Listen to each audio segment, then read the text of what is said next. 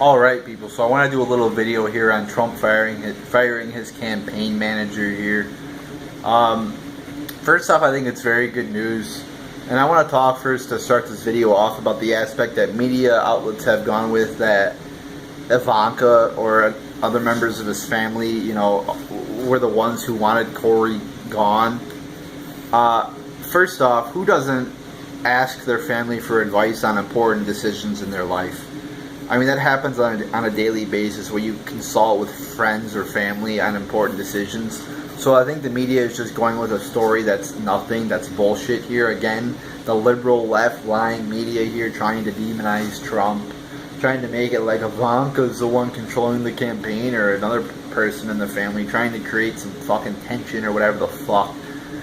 You know, but I think this is simply a matter of Trump asking his family for advice. And I think he was ultimately the one who made the ultimate final decision because he's his own man.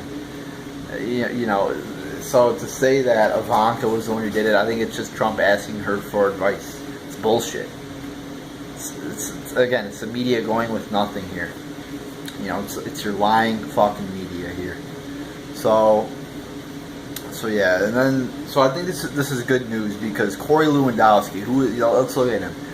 He hasn't done anything in the political world. He was campaign manager for a losing campaign, I believe.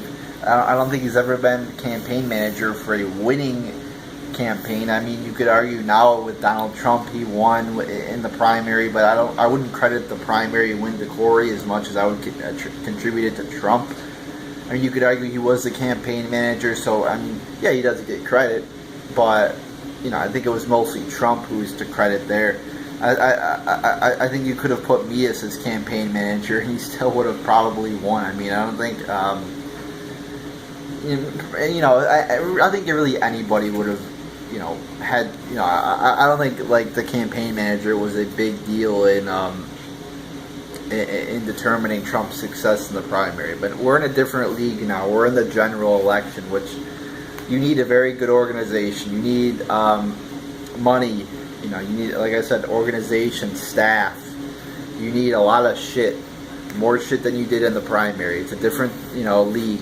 And Corey Lewandowski does not have the political experience. You need somebody in there like Roger Stone or Paul Manafort who's actually worked on campaigns. You know, like if you look at Paul Manafort and Roger Stone, they've worked on Nixon.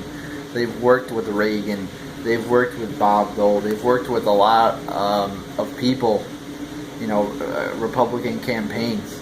A lot of them have won. So you need a person like that who has experience, who knows what the fuck they're doing. This isn't time to try out, you know, have some rookie try out for the job. You need somebody who has proven themselves, who, and you also, that's why now I hear Paul Manafort's pretty much taking his spot, so that's why I'm very pleased to see somebody who knows what the fuck they're doing taking their spot. And he just doesn't know what the fuck he's doing. I believe he has his head down, and he sees what the goal is. The goal is to get Donald Trump elected president of the United States, and he wants to do that. He has his head down, and he's, you know, determined to do that. On the other hand, you had Corey Lewandowski, who, you know, was a distraction. I think he was diverting, you know, issues of the campaign, whether that be, you know, issues like immigration, etc. And there was a lot of news stories on him, on pushing the reporter, which I think was more of the media's fault for making that into such a big deal, and that fucking bitch Michelle Fields for acting like a total fucking pussy, and you know, that was mostly her fault. You know, I think Lewandowski said he didn't touch her or something when it looked like he at least did touch her, but it wasn't like a fucking punch or a push. It's not like he fucking maimed her or anything like that, which she made it out to be something it wasn't. But on the other hand, Lewandowski did say, oh, I never even touched her, which didn't look to be true. And he also was going around saying he's heading up the VP search when it didn't look like that was the case. And there was a lot of people saying, like inside the campaign and sources, saying that he was causing problems and tensions. So again, I think he was more out for himself.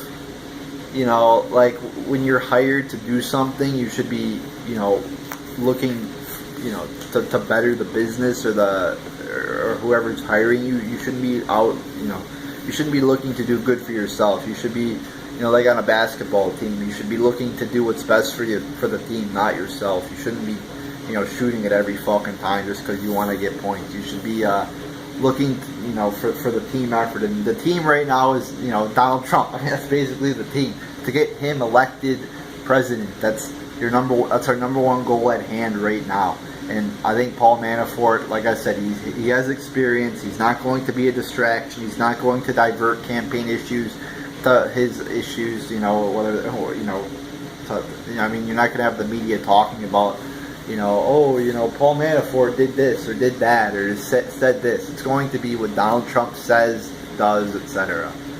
So I think this is great news. This is definitely a step in the right direction for Donald Trump and his campaign to get rid of Corey Lewandowski, who, in my opinion, was not qualified for the job of running up a general election campaign against, the Clinton machine.